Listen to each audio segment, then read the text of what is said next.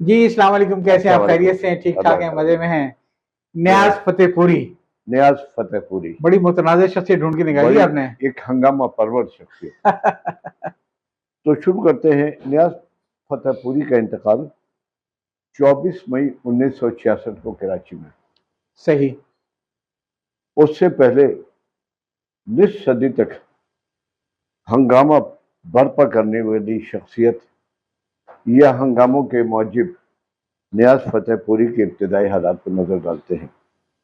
ان کی پیدائش 1884 کی ہے اور مقام سنی گھاٹ، ضلع بارہ بنکی ہے۔ والدہ کا رکھا ہوا نام نیاز محمد خان تھا، والد کا نام لیاقت علی خان ہے۔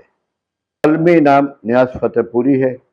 اسی نام سے ادبی دنیا میں اور دیگر جگہوں پر معروف ہوئے اور یہی ان کا قلمی نام ٹھہرا۔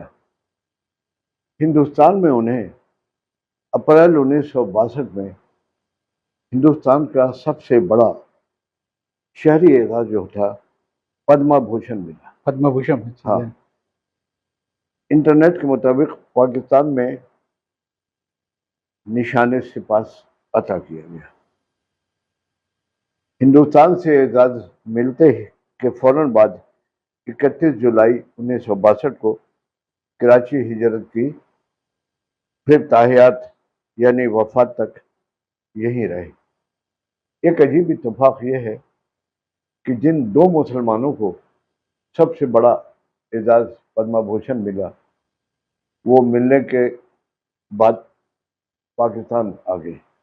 اچھا، یا ایک جوش ملیح آبادی جی، اور یہ جوش ملیح آبادی تو کچھ کیونکہ یہ ذاکر حسین صاحب وغیرہ، ابوالکلام آزاد کو بڑے نہیں ملے اعزاز، بڑے اعزاز ملے ہوں گے، لیکن وہ پاکستان نہیں ہے نا، یہ دو تو پاکستان آ گئے۔ ہاں، مطلب مسلمانوں کے اعزازات ملے، ان میں سے یہ دو پاکستان آ گئے۔ ہاں ہاں، لیکن میرا خیال ہے کہ وہاں اور بھی ہوں گے مسلمان جن کو اعزاز ملے ہوں گے۔ اور بھی ہوں گے۔ اہلیہ کا انتقال ہوتا رہا، کئی شادیاں کی۔ ان کے ایک عقیدت مند تھے فرمان فتح پوری صاحب، جی، جامعہ کراچی سے منسلک تھے، پھر بعد میں شعبے کے سربراہ بھی بنے اور وہاں انہوں نے پی ایچ ڈی بھی کیا۔ ان کی تفصیل یہ ہے کہ پہلی بیگم سے 4 بیٹیاں، دوسری سے صرف 1 بیٹی، تیسری سے 2 بیٹے سرفراز خان نیازی اور محمد ریاض خان نیازی پیدا ہوئے۔ اچھا، تیسری بیگم تھے، ان کے پہلے شوہر سے ان کے بچے اور بھی تھے۔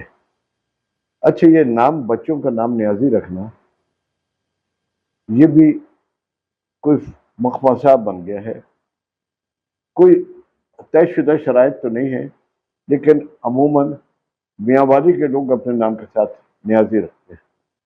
ڈھاکے کی فتح کے ہیرو تھے جنہوں نے ڈھاکہ فتح کیا تھا، جی، اور ایک عبدالستار خان نیازی بھی تھے، عالم دین، لیکن انہوں نے اپنے باپ کا نام نیاز تھا تو اس لیے نیازی رکھا۔ یہ پیدا ہونے کے بعد سے تقریباً 21-22 سال فتح پور میں رہے۔ ان کے والد محکمہ پولیس سے وابستہ تھے۔ ان کا تبادلہ یوپی کے مختلف اضلاع میں ہوا کرتا تھا، لیکن سال کے چند مہینے فتح پور میں ہی گزارتے تھے۔ ان کی صحافتی زندگی کا آغاز 1911 میں زمیندار اخبار سے ہوا، ظفر علی خان کا ظفر۔ جی جی، ہفتہ وار توحید کے معاون مدیر 1911 میں مقرر ہوئے۔ ہفتہ وار خطیب کے قلمی معاون 1912 میں بنے۔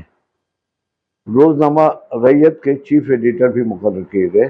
سہیل نامی رسالہ نکالنے کا خیال ہوا، لیکن 1911 یا 12 میں سہیل نامی رسالے کے اجرا کا خیال ہوا، لیکن اجرا نہ ہو سکا۔ فروری 1922 سے تادم حیات یعنی 1966 تک نگار کے مدیر اعلیٰ رہے۔ شنید یہ ہے کہ ان کے انتقال کے بعد فرمان فتح پوری نکالتے رہے۔ فتح پور کے قیام تعلیم کے دوران ہی یعنی 1898 سے اور 1900 کے درمیان شعر و ادب کا شوق پیدا ہوا۔ طرح پر غزل کہہ کر مشاعروں میں شامل ہونے لگے۔ غزل کے ساتھ ساتھ نظموں کا شوق ہوا۔ چند دنوں انشائی لطیف اور رومانی افسانے نگاری پر بھی کام کیا۔ شاعری انہوں نے تھوڑی بہت کی لیکن زیادہ نہیں۔ وہ نثر نگار کے طور پہ ہی مشہور ہوئے۔ اس کے بعد علمی اور مذہبی فکر انگیز تحریروں کا سلسلہ شروع ہوا۔ ان کے مذہبی عقائد پر بڑا ہنگامہ برپا ہوا۔ پورے ہندوستان کے علماء کرام نے اسے اسلامی عقائد کے منافی قرار دیا۔ اس کی تفصیل آگے بیان کرتے ہیں۔ 1922 سے تحقیقی و تنقیدی مضامین کا سلسلہ شروع ہوا۔ 1922-26 کے بعد متنوع مسائل حیات اور علم و فنون پر قلم اٹھایا اور نگار کو دائرۃ المعارف خیال کیا جانے لگا۔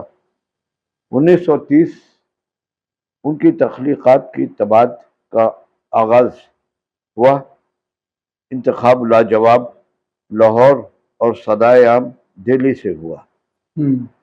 نگار کی اشاعت سے پہلے کی تحریریں جن میں زیادہ تر جن پرچوں میں شائع ہوئیں ان میں چند کے نام یہ ہیں: انتخاب لاجواب لاہور، صدائے عام دہلی، زمیندار اور رعیت دہلی، الہلال کلکتہ، تمدن دہلی، نقاد آگرہ۔ ان کے رسالے نگار کا اجرا جن شہروں میں سے ہوا اس کی تفصیل یہ ہے۔ ابتدا آگرہ سے ہوئی، فروری 1922 سے دسمبر تک۔ جنوری 1923 سے جون 1962 تک لکھنؤ سے چلتا رہا، نہیں بھوپال سے چلتا رہا۔ جولائی 1927 سے جولائی 1962 تک لکھنؤ سے اجرا ہوتا رہا، یعنی جب تک کہ وہ پاکستان نہیں آئے۔ کراچی سے اگست 1962 سے جاری رہا۔ نوٹ کرنے کی بات یہ ہے کہ اس میں بیچ میں خلا نہیں رہا، کوئی ایسا مہینہ نہیں رہا کہ اس دن اس کا اجرا نہ ہوا۔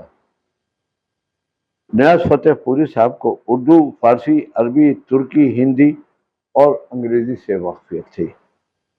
ان کی تصانیف کی فہرست بہت ہی طویل ہے، تقریباً 35 ہے۔ کراچی میں 24 مئی 1966 کو انتقال ہوا۔ اچھا، یہ اب تک جو کچھ بھی ہم نے کہا ہے وہ اس کی تفصیل ان کے عقیدت مند ڈاکٹر فرمان فتح پوری کے تحریر کردہ خاکے ان کی کتاب ادبیات و شخصیات سے ماخوذ ہے۔ تعجب کی بات یہ ہے کہ فرمان صاحب نے ان کی زندگی کے دوران سامنے آنے والے تضادات پر کچھ نہیں لکھا۔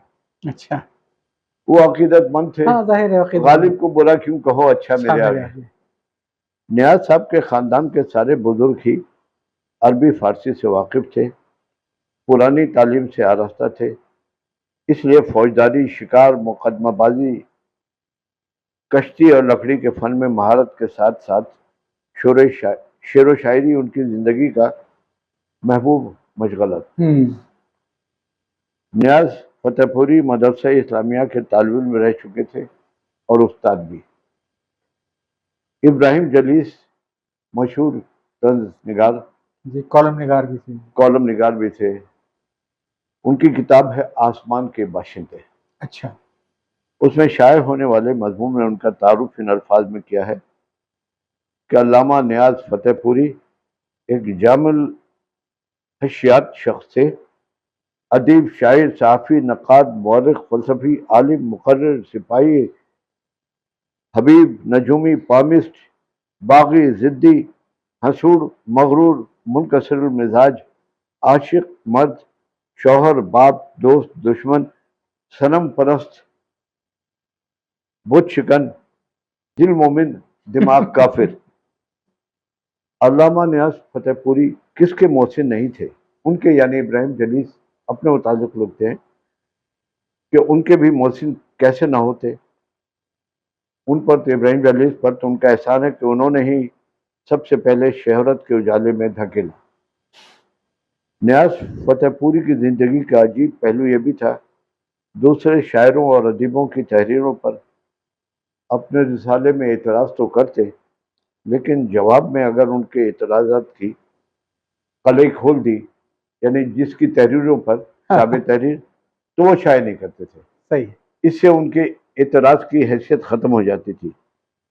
ماہر القادری ان پر ایک تعزیتی مضمون میں جو ماہر صاحب کے رسالے فاران میں شائع ہوا، کہتے ہیں کہ ماہر صاحب کا کلام وقتاً فوقتاً چھپتا رہا، یعنی نگار میں۔ 1940 میں نیاز صاحب حیدرآباد دکن آئے ہوئے تھے۔ نیاز فتح پوری سے ملنا ہوا تو بولے کہ آپ کے ایک نظم پر نگار میں تنقید آ رہی ہے۔ ماہر صاحب نے کہا تنقید میں کچھ باتیں محل نظر ہوئیں تو کیا ان پر بحث و گفتگو کو آپ نگار میں شائع کریں گے؟ بولے ضرور، اسی لیے تو تنقید کا یہ سلسلہ شروع کیا ہے۔ چند ماہ بعد ماہر صاحب کا احمد آباد جانا نکل آیا۔ وہاں ایک مشاعرہ تھا، ایک صاحب نے انہیں اس مہینے کا نگار لا کر دکھایا جس میں ان کی نظم مالہی و ما علیہ کے تحت نیاز صاحب نے تنقید فرمائی تھی۔ یہ تنقید پڑھی تو ماہر صاحب کو بڑی حیرت ہوئی۔ بات ذات بالکل سطحی بلکہ غلط تھے۔ مطلب انہوں نے باد ہائے ناب نظم کیا تھا۔ اس پر نیاز صاحب نے یہ اعتراض وارد کیا کہ بادائے ناب کی جمع نہیں آتی۔